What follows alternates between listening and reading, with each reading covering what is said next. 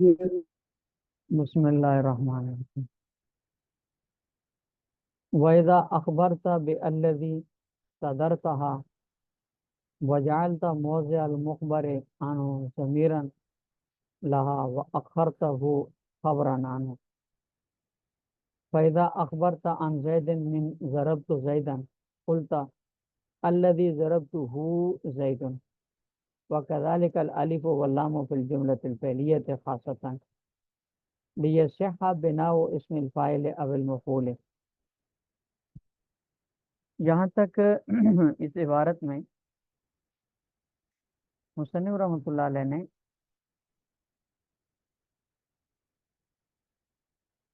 کسی بھی جملے کی ترکیب کو اس میں موصول اور صلے کی صورت میں بیان کرنے کا ایک طریقہ ذکر فرمایا ہے۔ یہ ایک تمرین کا طریقہ ہے، اس سے دیگر مثالیں بھی ترکیب کی مشق کی جا سکتی ہے۔ مصنف رحمۃ اللہ علیہ فرماتے ہیں کہ جب آپ کسی جملے کی ترکیب موصول صلے کی صورت میں کرنا چاہیں تو وہ موصول صلہ خواہ الذی وغیرہ ہو یا اسم فاعل اسم مفعول کا الف لام ہو، تو ترکیب کے اصول کے مطابق مخاطب کو جو چیز معلوم ہے اسے آپ موصول صلے کی صورت میں مقدم ذکر کریں گے مبتدا بنا کر، اور جو چیز معلوم نہیں ہے جو وہ جاننا چاہتا ہے اس کو آپ پھر خبر بنا کر بعد میں ذکر کریں گے۔ تو اس کے لیے بنیادی طور پر تین شرطیں ہو گئیں۔ ایک تو یہ کہ موصول صلہ موصول مقدم ہوگا اس میں موصول، اور دوسری شرط اس میں یہ ہوگی کہ خبر صلہ کے اندر ایک ضمیر ہوگی جو بظاہر صلہ موصول کی طرف راجع ہو رہی ہوگی، لیکن وہ مفرد تثنیہ جمع ہونے میں اپنے ما بعد جو خبر ہے اس کے مطابق آئے گی، تو بیک وقت وہ ضمیر صلہ کا عائد بھی ہوگی اور بعد میں جو خبر ہے اس کے مطابق بھی ہوگی، اس کی طرف راجع بھی ہوگی۔ اور اگر وہ اس میں فاعل اس میں مفعول والا الف لام ہے تو پھر اس کے لیے ایک زائد شرط ہے، اور وہ یہ ہے کہ وہ جملہ فعلیہ ہو۔ اس میں فاعل اور اس میں مفعول جس جملے میں ہو وہ جملہ فعلیہ ہو، اس میں جامد نہ ہو، یعنی جملہ اسمیہ جس کے دونوں جو اسم ہو وہ نہ ہو، بلکہ اس کا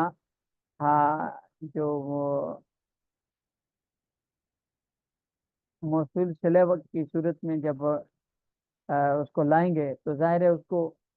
فعل لانا پڑے گا، اور اس میں جامد سے فعل مشتق نہیں ہو سکتا، اس لیے اس کے لیے جملہ فعلیہ خاص طور پر ہونا ضروری ہے۔ مثال کے طور پر مصنف رحمۃ اللہ علیہ نے یہاں ایک جملہ ذکر فرمایا ہے، اور وہ ہے کہ ضربت زیدن، میں نے زید کو مارا۔ اب ضربت زیدن جملے کو آپ موصول صلے کی صورت میں بیان کرنا چاہتے ہیں تو آپ ضربت فعل کو صلہ بنائیں گے، اس کے ساتھ ضمیر ڈالیں گے اور اس سے پہلے موصول آئے گا الذی، اور عبارت ہو جائے گی پھر صلے کے اندر جو ضمیر ہوگی وہ ضمیر مفرد ہے، آگے زیدن کی طرف راجع ہوگی، اور وہ عائد کا کام بھی دے دیجیے ضمیر۔ تو ضرب تو زیدن کی جب ترکیب موصول صلے کی صورت میں کریں گے تو عبارت یوں بنے گی الذی ضربتہ زیدن، وہ جس کو میں نے مارا ہے زید۔ تو ضرب تو زیدن کی موصول صلے کی صورت میں ترکیب یوں ہو جائے گی الذی ضربتہ زید، اور اس میں فاعل اس میں مفعول کی صورت میں اگر آپ اس کی ترکیب کرنا چاہیں تو اسی ضرب تو زیدن اس کی ترکیب کرنے کے لیے ضرب تو فعل ہے تو اس کے مصدر ضرب اور مصدر سے مشتق کریں گے اس میں فاعل، یا خود ضرب تو فعل سے مشتق کر لیں گے کیونکہ کوفیوں کے نزدیک فعل سے مشتق ہوتے ہیں اسم فاعل اسم مفعول. تو ضرب تو فعل سے الضارب اسم فاعل جو ہے وہ مشتق کریں گے، اس پر الف لام اسم موصول کا لگائیں گے، اور پھر صلے کے اندر ضمیر رکھیں گے، اور وہ ضمیر عائد کا کام بھی دے گی، اور وہ ضمیر ما بعد ہے اسم کی طرف جو خبر کی صورت میں آئے گا اس کی طرف بھی راجع ہوگی. تو عبارت بنے گی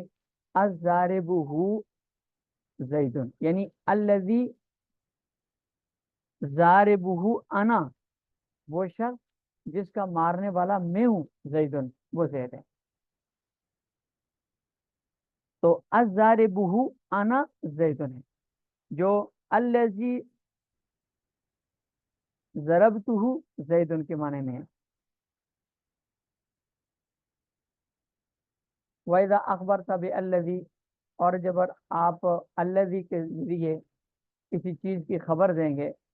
تو جعلت موضع المخبر عنہ، مخبر عنہ کی جگہ پر آپ ضمیر لائیں گے. وَأَخَرْتَهُ خَبْرًا عنہ، اور اس سے مؤخر کریں گے اس مخبر عنہ کو بطور خبر کے.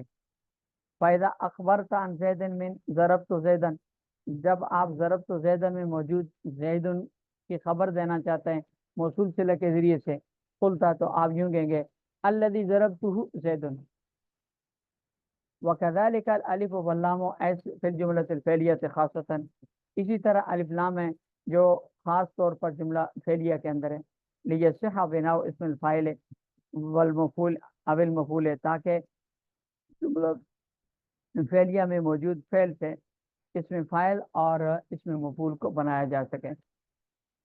فَإِن تَعَذَّرَ أَمْرٌ مِّنْهَا تَعَذَّرَ الْإِخْبَارُ، فرماتے ہیں کہ اگر ان شرائط میں سے کوئی ایک شرط بھی رہ جائے، آپ نے موصول صلہ کو جو تین شرائط ابھی ذکر ہوئی تھی ان شرائط میں سے کوئی ایک شرط بھی رہ جائے، مثلا الذی کو آپ نے مقدر نے وہ کیا، مقدم نہیں کیا، ضمیر نہیں لائے، یا اس کو جس کو خبر دینی ہے اس کو مؤخر نہیں کیا، تو پھر اس صورت میں یہ تاثر الاخبار اخبار متاثر ہو جائے گی. یعنی آپ الذی کے ذریعے سے اس کو خبر اس کی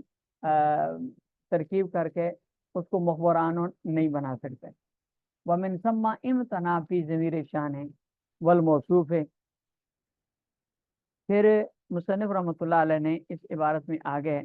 ان شرائط کے نہ پائے جانے کی کچھ صورتیں ذکر کی ہیں، تقریباً 7 صورتیں ایسی ذکر کی ہیں جن کی تعبیر آپ الذی کے ساتھ یعنی موصول صلہ کے ساتھ نہیں کر سکیں گے.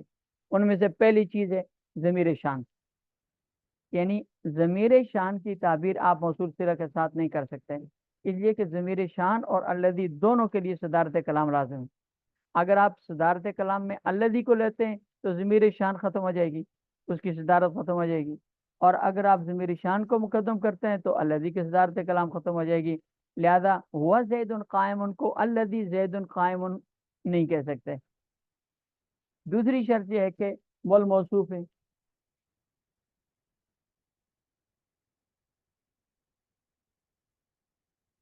وہ صفت ہے کہ موصوف کو، اور تیسری شرط چیز ہے صفت کو الذی سے تعبیر نہیں کر سکتے. زید ضرب زید العاقل، ضرب زید العاقل میں زید جو کہ فاعل ہے اور موصوف ہے، اور آگے العاقل اس کی صفت ہے. اگر آپ صرف زیدن کو خبر بنائیں تو ضمیر کا موصوف کے ہونا لازم آئے گا، ضمیر موصوف بن جائے گی. الذی ضربہ هو العاقل ہو جائے گی عبارت، اور پیچھے یہ گزر چکا ہے کہ ضمیر موصوف نہیں بن سکتی. اور اگر آپ صرف العاقل کو خبر بنانا چاہتے ہیں تو ضمیر کا صفت بننا لازم آتا ہے، اور پیچھے یہ بھی گزر چکا ہے کہ ضمیر صفت نہیں بن سکتی. تو جب ضمیر صفت بھی نہیں بن سکتی، موصوف بھی نہیں بن سکتی، تو آپ الذی کے ذریعے موصوف صفت کی ترکیب کو بھی تعبیر نہیں کر سکتے. چوتھی چیز ہے المصدر العامل، مصدر عامل، اس کو الذی کی خبر بنانا جائز نہیں ہے. لہذا ضربی زیدن قائمن، ضربی زیدن قائمن اسم ضربی مصدر کو الذی کی خبر بنا کر الذی ہوا ہوا زیدن قائمن ضربی کہنا جائز نہیں ہے، اس لیے کہ اس صورت میں ہوا ضمیر کا مصدر کی جگہ پر آ کر زیدن اس میں ظاہر میں عامل ہونا لازم آئے گا، حالانکہ ضمیر عمل نہیں کرتی۔ ہاں اگر مصدر غیر عامل ہو تو پھر اس کی تعبیر کرنا جائز ہے، اور اس لیے مصدر کے ساتھ عامل کی قید لگائیے، غیر عامل مصدر کی تعبیر الذی کے ساتھ کرنا جائز ہے، جیسے یہ نیچے لکھیے بخلاف الذی عجبت منہ دق القصار الصوبہ، اس میں دق القصار مصدر ہے کیونکہ القصار اس کو فائل کو عمل دے رہا ہے، القصار اس کا مضافل ہے لیکن یہ فائل ہے اس کا، اور الصوبہ کے مفعول ہے اس کو نصب دے رہا ہے۔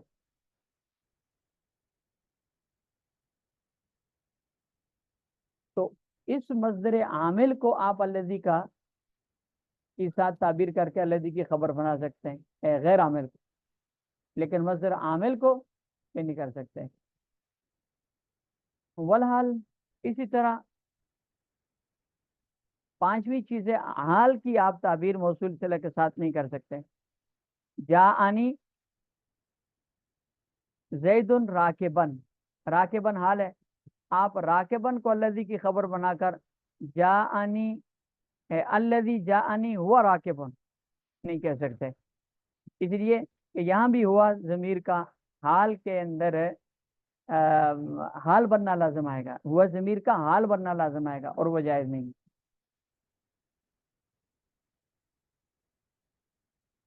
والضمیر المستحق والضمیر المستحق لغیرہا، چھٹی چیز ہے وہ ضمیر جو موصول سے پہلے کسی اور کی طرف راجع ہو رہی ہو، اس کی تعبیر موصول کے ساتھ کرنا جائز نہیں۔ زید ضربتہ، اس میں یہ دیکھیں زید ضربتہ، اس میں یہ ہو ضمیر جو ہے زیدن کی طرف راجع ہے،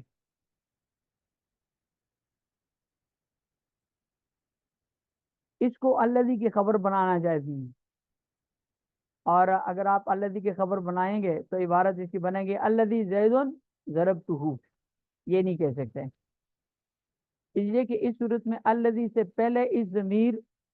ضربتہ کی ہو ضمیر جو ضربتہ کا مفعول ہے اس کا مستحق زید بنا ہوا ہے، وہ مبتدا ہے الذی زید ضربتہ، لہذا آپ اگر الذی کا خبر بنائیں تو پھر اس وہ جو زیدن ہے مبتدا اس کا ضمیر کے عائد سے خالی ہونا، خبر میں عائد ہوتی ہے اس عائد سے خالی ہونا لازم آتا ہے، اس لیے اس ضمیر کو بھی الذی کی خبر نہیں بنا سکتے جو الذی کے داخل کرنے سے پہلے المستحق لغیرہ کسی اور کی طرف راجع ہونے کی وجہ سے اس کی مستحق بنی ہوئی تھی۔ والاسم المشتمل علیہ، اور ساتویں صورت یہ ہے کہ وہ اسم جو اس طرح کی ضمیر پر مشتمل ہو جو الذی کے داخل ہونے سے پہلے کسی اور کا مستحق ہو، کسی اور کی طرف راجع ہو رہی ہو، اس کو بھی آپ الذی کی خبر بنا کر الذی کو موصول صلہ کے ساتھ تعبیر نہیں کر سکتے، جیسے زید ضربت غلامہ، اس میں غلامہ کی غلامہ پورے کو اگر آپ الذی کی خبر بنائیں تو نہیں بنا سکتے، کیونکہ بھی صورت میں عبارت بنتی ہے الذی زید ضربتہ غلام، لیکن یہ کہنا درست نہیں ہے، اس لیے کہ آگے اس میں ضربتہ غلام، ضربتہ کی ہو ضمیر زیدن ہے کی طرف راجع، اور غلام اس کے ساتھ کوئی ضمیر نہیں ہے، حالانکہ زید مبتدا کے ساتھ الذی زید ضربت غلامہ ہے، تو غلام کے ساتھ ضمیر ہے جو مبتدا کی طرف راجع ہوتی ہے، یہاں کوئی ضمیر نہیں، یہ ضمیر سے خالی ہو جائے گا، اس لیے یہ عبارت بھی جائز نہیں۔ تو یہ 7 صورتیں ایسی ہیں جن کی تعبیر الذی کے ساتھ الذی موصول صلہ کو مبتدا بنا کر اس چیزوں کو خبر بنانا جائز نہیں۔ وما الاسمیت وما الاسمیت موصولۃ و استفہامیۃ و شرطیۃ و موصوفۃ و تامۃ بمعنی شیء بمعنی شیء و صفۃ۔ یہاں سے مصنف رحمۃ اللہ علیہ ما اسمی کی اقسام بیان فرما رہے ہیں۔ ما کی دو قسمیں ہیں، ما اسمیہ اور ما حرفیہ۔ ما حرفیہ کی بیز آگے حروف میں آئے گی، یہاں ما اسمیہ کی اقسام ہیں ان کو بیان فرما رہے ہیں۔ ما اسمیہ کی مصنف رحمۃ اللہ علیہ نے 6 صورتیں 6 اقسام بیان فرمائی ہیں۔ نمبر 1 ما اسمیت، ما الاسمیت موصولۃ، ما موصولہ ہوتی ہے، جیسے للہ ما فی السماوات ما فی الارض، ما فی السماوات ما فی الارض میں الذی فی السماوات والارض کے معنی میں۔ نمبر 2 استفہامیۃ، ما استفہامیہ ہوتی ہے، ما تلک بیمینک یا موسیٰ، اے موسیٰ آپ کے ہاتھ میں کیا ہے، ما استفہام کے لیے۔ نمبر 3 ما شرطیۃ، ما شرطیہ آتی ہے، جیسے ما یفتح اللہ للناس من رحمت فلا ممسک لہ، اس میں ما شرطیہ ہے، یفتح اللہ للناس من رحمت شرط ہے جملہ، اور فلا ممسک لہ فاجزائیہ، لا ممسک لہ یہ جملہ اس کے لیے جزا ہے۔ اور نمبر 4 موصوفہ، ما موصوفہ ہو اور شیء کے معنی میں ہو، اس کے بعد اس کی پھر صفت آتی ہے، جیسے ربما تکرہ عاقبۃ محمودۃ، ربما تکرہ عاقبۃ محمودۃ، اس میں ربما میں ما موصوفہ ہے، شیء کے معنی میں، اور اس کے بعد جملہ فعلیہ اس کی صفت ہے، عبارت ہے ربا شیء تکرہ عاقبۃ محمودۃ، رب شیء تکرہ عاقبۃ محمودۃ، کہ دیکھیں یہ اس کی یہ مثال نیچے لکھی ہوئی ہے شعر میں، ربما تکرہ النفوس من الامر لو فرجۃ کحل العقال، تو یہ ربما کی ما نکرہ موصوفہ ہے شیء کے معنی میں، اس کے بعد تکرہ الناس یہ نفوس ہو، یہ اس کے لیے صفت ہے پورا جملہ۔ نمبر 1 2 3 4 5، نمبر 5 ما تامہ شیء کے معنی میں، کہ اس کے ما تامہ شیء کے معنی میں ہو اور اس کے بعد اس کو صفت کی ضرورت نہ ہو، جیسے ان تبدو شیئا ان تبدو الصدقات فنعما ہی، اس میں نعما میں جو ما ہے یہ ما تامہ ہے، شیء کے معنی میں ہے، فنعما شیء ہی، نعم الشیء ہی، تو یہ ما تامہ ہے، اس کو آگے صفت کی ضرورت نہیں ہے، ہوتی یہ بھی ما موصوفہ ہے لیکن اس کو صفت کی ضرورت نہیں ہوتی، اس لیے اس کو ما تامہ کہتے ہیں۔ اور نمبر 6 وصفۃ، کہ ما صفت کے لیے ہو، اسی کی صفت واقع ہو رہی ہے۔ ومن کذالک الا فی التامۃ والصفۃ، مصنف رحمۃ اللہ فرماتے ہیں کہ من بھی ایسی ہے سوائے تامہ اور صفت کے، یعنی من کی ماں کی 6 قسمیں ہیں، ان 6 قسموں میں 2 قسموں کو چھوڑ کر من کی بھی وہی اقسام ہے جو ماں کی اقسام ہے، اور وہ 2 قسمیں جو نکلیں گی وہ ہے مان کا تامہ ہونا، ماں تامہ ہوتی ہے، من تامہ نہیں ہوتی، اسی طرح ماں صفت بھی بنتی ہے، من صفت نہیں بنتی، لہذا اس اعتبار سے من کی 4 قسمیں ہو جائیں گی، من موصولہ، من استفہامیہ، من شرطیہ اور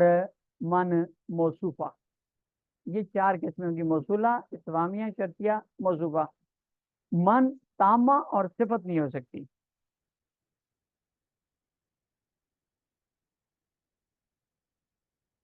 للہ یسجد من فی السماوات والارض موصولہ ہے، اور من فعل هذا بآلهتنا، من استفہامیہ ہے. من یتق اللہ یجعل له مخرجا، من شرطی ہے. تو یہ من کی 4 قسمیں بنتی ہیں، من اور ماں کی 6 قسمیں بنتی ہیں.